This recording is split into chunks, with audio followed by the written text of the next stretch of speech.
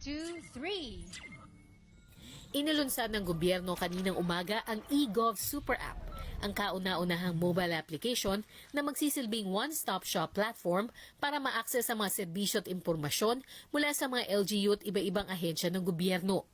Sa pamamagitan ng app, pwede na makapagbayad ng buwis, makapag-renew ng lisensya, makapag-apply ng mga permit, makapag-file ng mga reklamo report, at kahit makapag-register ng SIM cards.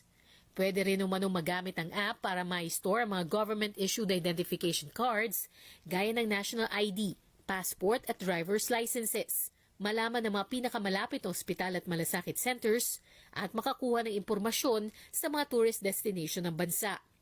Instead of the public having to memorize and to produce 600 account names and 600 passwords to access 600 government sites,